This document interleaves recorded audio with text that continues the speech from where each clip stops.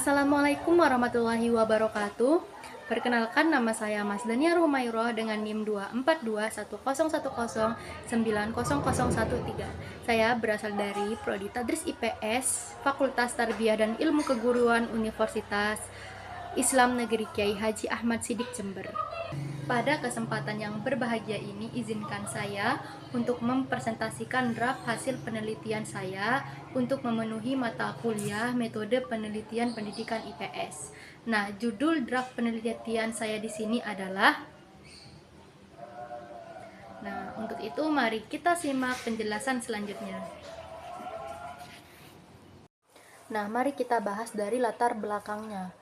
Kita semua memahami pada abad ke-21 menuntut transformasi menyeluruh dalam dunia pendidikan. Teknologi bukan lagi sekedar alat bantu, melainkan pilar penting yang memicu lahirnya kemandirian berpikir, kreativitas, serta kolaborasi siswa secara aktif. Namun, apa yang terjadi di lapangan, khususnya dalam pembelajaran IPS kelas 8 di SMP Negeri 5 Negara Bali, materi perubahan sosial sering dianggap abstrak dan teoristis oleh para siswa. Pertama, metode konvensional seperti ceramah satu arah masih mendominasi proses transfer ilmu. Kedua, keterbatasan media interaktif membuat minat dan motivasi belajar siswa menurun karena mereka merasa jenuh dan sulit menggabungkan teori sosiologis dengan realitas di sekitar mereka. Sebagai jawaban dari tantangan tersebut, saya menawarkan solusi berupa penggunaan game edukatif berbasis platform digital EducaPlay.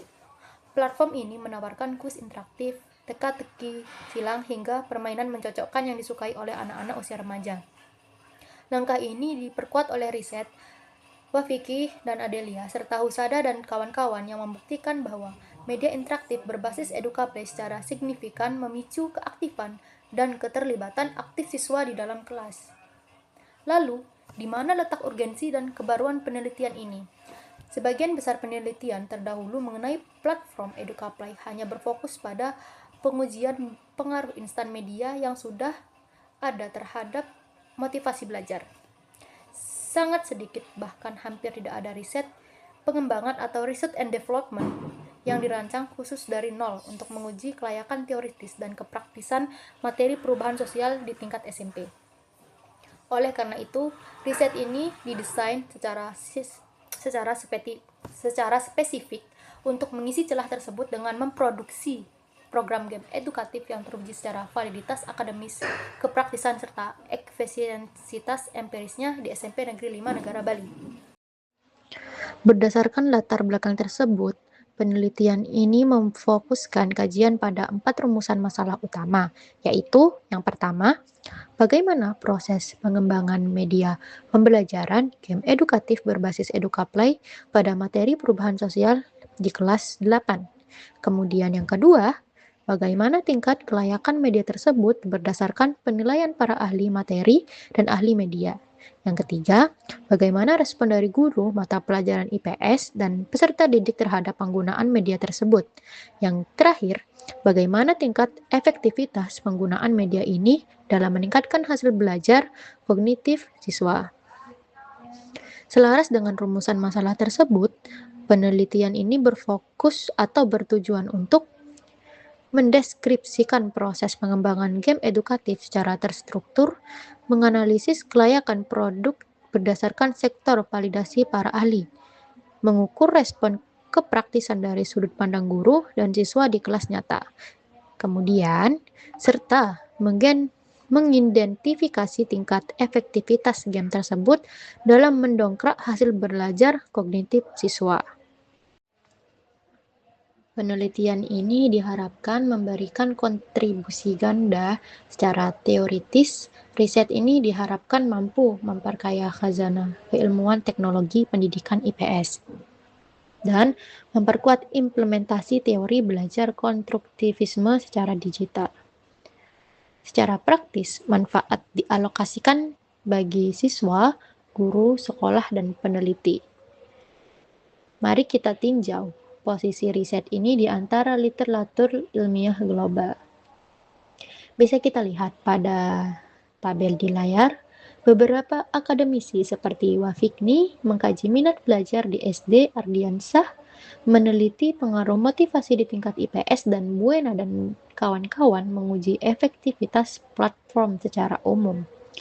Kebaruan atau novelty dari riset saya terletak pada desain R&D menggunakan model EDDI yang dikustomisasi secara khusus untuk memecahkan problem pembelajaran materi perubahan sosial di level SMP.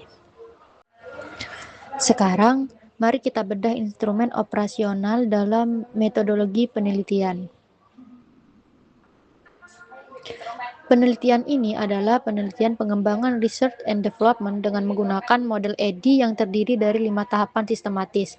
Yang pertama, analisis. Saya melakukan analisis kurikulum, materi ajar, perubahan sosial, dan karakteristik siswa kelas 8. Desain, menyusun draft peta media, struktur game edukabel, dan kisi-kisi soal evaluasi. Yang ketiga, development atau pengembangan, merealisasikan rancangan menjadi game utuh, dilanjutkan uji validasi ahli atau materi dan media, serta revisi berdasarkan catatan para ahli. Yang keempat, implementation atau implementasi, menerapkan media yang telah direvisi ke dalam pembelajaran IPS kelas 8 yang sesungguhnya di SMP Negeri 5 Negara Bali. Yang kelima, evaluasi, menganalisis seluruh data respon pengguna dan hasil belajar untuk mengukur keberhasilan produk. Untuk mengumpulkan data, saya menggunakan teknik observasi, wawancara dengan guru IPS, penyebaran angket kelayakan dan respon, dokumentasi serta tes berupa soal pilihan ganda. Data kualitatif berupa kritik dan saran dari para ahli dianalisis secara deskriptif untuk perbaikan produk. Sementara data kuantitatif dari angket dihitung persentasenya untuk menentukan kriteria kelayakan, guna membuktikan efektivitas peningkatan hasil belajar kognitif siswa antara sebelum dan sesudah tindakan. Data skor tes akan dihitung secara objektif menggunakan rumus Engine Score yang tampil di layar. Penggunaan MathML dan visualisasi data yang presisi ini menjamin tingkat akurasi analisis riset ini. Yang dapat saya sampaikan, besar harapan saya produk game edukatif berbasis EdukaPlay yang dikembangkan ini nantinya mampu memberikan kontribusi nyata bagi kualitas pembelajaran IPS di sekolah menengah. Saya sangat mengharapkan masukan, kritik, saran, serta pertanyaan konstruktif dari ibu dosen, pengampu, dan rekan-rekan sekalian demi kesempurnaan penelitian ini. Terima kasih atas segala perhatian dan waktu yang diberikan. Kurang dan lebihnya saya mohon maaf. Wabillahi taufiq wal hidayah. Wassalamualaikum warahmatullahi wabarakatuh.